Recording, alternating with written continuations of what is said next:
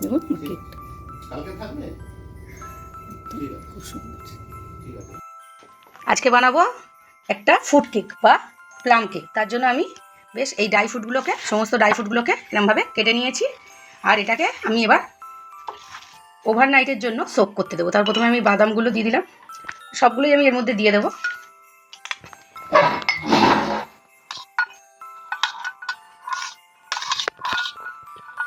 আমি সমস্ত ড্রাই ফ্রুটগুলোকে, যার যত রকম ইচ্ছা ড্রাই ফ্রুট এখানে ইউজ করা যেতে পারে, যার যেরকম ইচ্ছা দেবেন, এরকম সব ড্রাই ফ্রুটগুলোকে আমি নিয়ে নিয়েছি। এবার এর মধ্যে 1 cup orange juice, fresh orange juice করে নিয়েছি আমি। ফ্রেশ অরেঞ্জ জুস দিয়ে করাই ভালো। তো ফ্রেশ অরেঞ্জ জুস 1 কাপ এর মধ্যে দিয়ে দিলাম। এটাকে ভালো করে মাখিয়ে আমি ওভারনাইট একদম সোক করতে রেখে দেবো। এইটা পুরো ড্রাই ফ্রুটটা এই অরেঞ্জ জুসটাকে সোক করে একদম সফট হয়ে যাবে। তো আমি সারা রাতের জন্য এটা রেখে দিলাম। এবার কালকে সকালে আপনাদেরকে দেখাবো যে কেকটা কীভাবে করব। সকালবেলা ড্রাই ফ্রুটগুলো বের করে নিয়েছি, একদম নিয়ে সোক করে নিয়েছে পুরো লেবুর জুসটাকে, একদম শুকিয়ে গেছে। এবার আমি কেকটা বানাবো। তার জন্য এটা রেডি করবো। ময়দা আমি এই কাপটা 2 কাপ, 2 কাপ না 4 কাপ ময়দা নিলাম, কারণ আমি কেকটা 2টো কেক বানাবো। তার জন্য আমি ঠিক এইটুকু ছোট্ট একটা চামচে 4 চামচ বেকিং পাউডার নিয়ে নেবো। যেহেতু 4 কাপ ময়দা আছে তাই আমি 4 চামচ বেকিং পাউডার নিয়ে নিলাম। আর 2 চামচ খাওয়ার সোডা বা বেকিং সোডা। আর এই বড়ো চামচে 2 চামচ কোকো পাউডার নেব। আর 2টো ছোটো কফি পাতা কেটে নিলাম। আর একটা 10 টাকা পাতার এই পাউডার মিল্কটা দিয়ে দিলাম। এবার এই সমস্ত ইনগ্রিডিয়েন্টসগুলো আমি ভালো করে চেলে নেব। এরমভাবে চেলে নিলে কেকটা কিন্তু ভালো ফোলে, আর কোনো ডেলা থাকলে সেগুলো বেরিয়ে যায়। এটাকে আমি আরও একবার সেমভাবে চেলে নেব। দিয়েছি, তার মধ্যে আমি একটু করে অয়েল দিয়ে এটাগুলোকে একদম অয়েল ব্রাশ করে দেবো। 1 কাপ চিনি নিয়ে নিয়েছি, গুঁড়ো চিনি। এই কাপেরই 3 কাপ আমি গুড় নিয়ে নেব। যেহেতু 4 কাপ ময়দা তাই 4 কাপ নেব। সেখানে গুড় নিচ্ছি বলে এটা 4 কাপ নেব না পুরো, তার জন্য 2.5 কাপ গুড় নেব। দিয়ে দিলাম।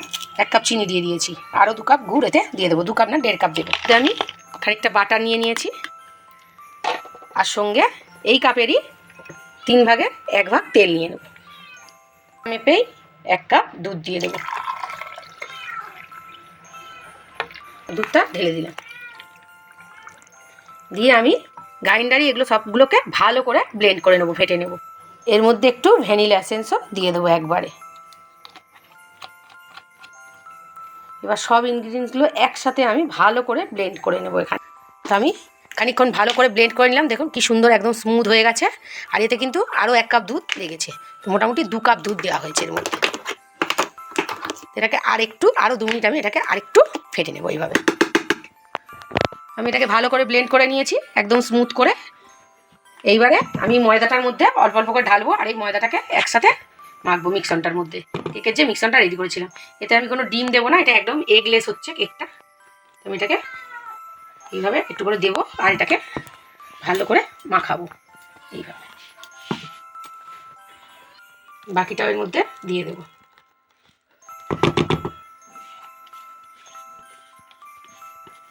আমার ব্যাটারটা একদম পারফেক্ট হয়েছে, এরকমই দরকার। বেশি পাতলা হলে কিন্তু ড্রাই ফ্রুটগুলো তলায় বসে যাবে। তো এবার আমি ড্রাই ফ্রুটগুলো সব দিয়ে দেবো। ড্রাই ফ্রুটগুলো দিয়ে আমি ভালো করে মাখিয়ে নেবো এইভাবে। ব্যাটার আমি এর মধ্যে ঢাললাম, আর অর্ধেকটা আরেকটা পাত্রে ঢালে দেবো।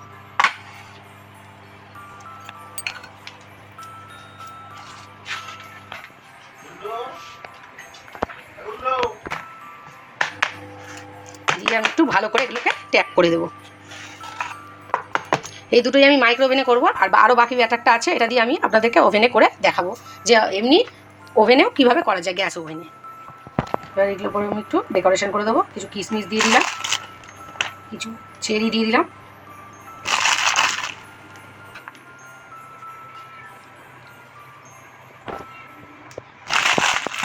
আর কিছু মোরব্বা পিস দিয়ে দিলাম। তো এটা আমার আমি 170 ডিগ্রি সেন্টিগ্রেডে 20 মিনিটের জন্য এটাকে বেক করতে দেবো, আর 5 মিনিট প্রি হিট করে নিয়েছি। তো এটাকে আমি এবারে ঢুকিয়ে দেবো এর মধ্যে।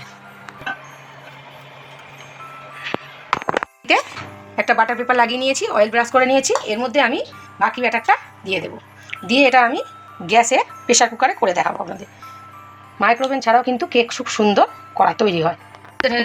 এটা আমার 3 নম্বর কেক। আমি 3টে কেক একসাথে বানালাম, 2টো ওভেনে বানাচ্ছি আর একটা আমি গ্যাসে বানাবো। তার জন্য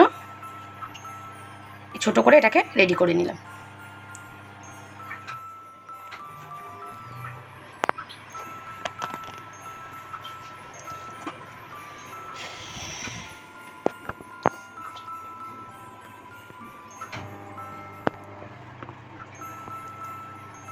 কেক 10 মিনিট হলো গরম করতে দিয়েছি, একদম ভালো করে তেজ আছে, গরম হয়ে গেছে। এবার এর মধ্যে আমি এইটা বসিয়ে দেবো।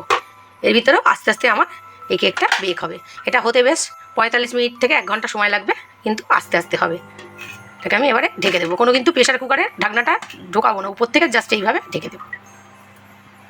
আর আঁচের ফ্লেমটা খুব কম দিয়ে রাখবো, একদম কমিয়ে দিয়ে রাখবো, আস্তে আস্তে হবে। কেক বেক হয়ে গেছে, কেকটা একদম মাঝখান দিয়ে ফেটে গেছে, এত সুন্দর হয়েছে। এবার দেখুন, এই তো কারিটা ঢুকিয়ে দিলাম, একদম টুথপিকটা ক্লিন বেরোলো, তার মানে কেকটা একদম পারফেক্ট বেক হয়ে গেছে। এবার একটা কিচেন টাওয়াল দিয়ে এটাকে একটু ঢাকা দিয়ে 10 মিনিটের জন্য রেখে দেবো, তারপর এটাকে আনমুভ করবো। আর এই দেখুন, এটা কেকটা আস্তে আস্তে কী সুন্দর ফুলে উঠছে। তো এটা সবে ফুলতে শুরু করেছে, আরও বেশ অনেকক্ষণ সময় লাগবে আস্তে আস্তে হতে। তাহলে আমি এটাকে আবার একটু ঢেকে দিলাম। কেকটা ঠান্ডা হয়ে গেছে, এটা আমি বার করে নেব। সঙ্গে আমার আরও 2টো মাইক্রোওভেনে বানানো আরও 2টো কেক রেডি। আমার 3টে কেক একদম রেডি। চলুন, কেকটা একদম রেডি।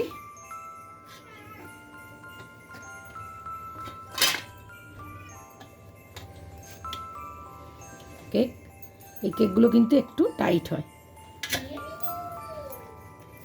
আমি আরও একটা দেখাচ্ছি কেক। আর যেটা আমি গ্যাসে করেছিলাম প্রেশার কুকারে, সেটা হচ্ছে এটা, খুব সুন্দর হয়েছে। এটা একদম স্পঞ্জি। তো আমার এই প্লাম কেক রেসিপিটা আপনাদের ভালো লাগলে অবশ্যই একটি লাইক শেয়ার করবেন, আর সবাইকে হ্যাপি ক্রিসমাস।